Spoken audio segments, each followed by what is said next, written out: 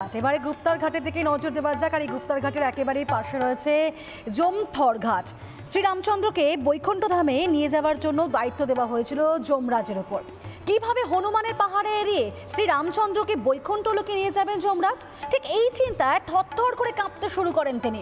আর ভগবান শ্রীরামচন্দ্রই তখন যমরাজকে অভয় দিয়েছিলেন। পৌরাণিক কাহিনী সূত্রে তাই গুপ্তার ঘাটের পাশে এই যে ঘাট রয়েছে সেটির নাম যমথর ঘাট।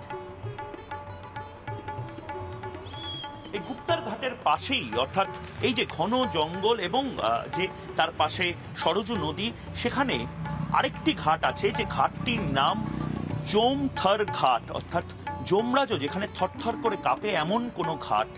গল্পটা এরকম, শ্রীরামচন্দ্রকে যখন বার্তা দেওয়া হয় যে শ্রীরামচন্দ্রের সময় শেষ, ইহলোক থেকে পরলোক বা বৈকুণ্ঠ লোকে যেতে হবে শ্রীরামচন্দ্রকে, ঠিক সেই সময় যমরাজের ওপর দায়িত্ব বর্তায় বা ডিউটি পড়ে রামচন্দ্রকে নিয়ে আসার।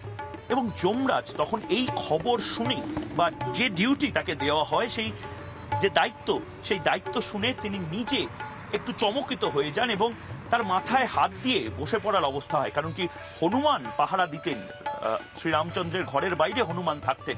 তাকে সরিয়ে কি করে তিনি ভেতরে যাবেন এবং শ্রীরামচন্দ্রকে কি করে যমরাজ নিয়ে আসবেন, এবং সে কারণে তিনি মাথায় হাত দিয়ে বসে পড়েন এবং ঠিক সরজু নদীর, অর্থাৎ যে এই বিস্তীর্ণ প্রান্তর, তার ঠিক পেছনে যে নদী, সেই নদীর তটে একটি জায়গাতে তিনি বসে পড়েন মাথায় হাত দিয়ে। এবং তখন শ্রীরামচন্দ্র যমরাজকে দেখে বলেন যে তুমি এতটা কেন ভেঙে পড়েছো বা ঘাবড়ে গেছো। তখন যমরাজ পুরো বিষয়টা বলেন। তখন শ্রীরামচন্দ্র বলেন, তোমার চিন্তা করার কোনো কারণ নেই। হনুমানকে আমি বলবো যে আমার আংটিটি পড়ে গেছে পাতাল লোকে, সেটি নিয়ে আসার জন্য, এবং সেই সময় তুমি আমাকে নিয়ে যেও।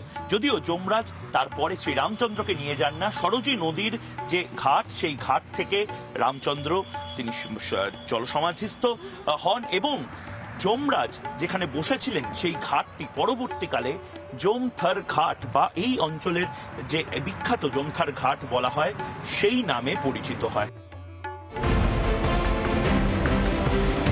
বিতর্ক তৈরি হয়েছে এই রাজ্য সঙ্গীত রাজ্যের মানুষ কতটা মানবে, কতটা মানবে।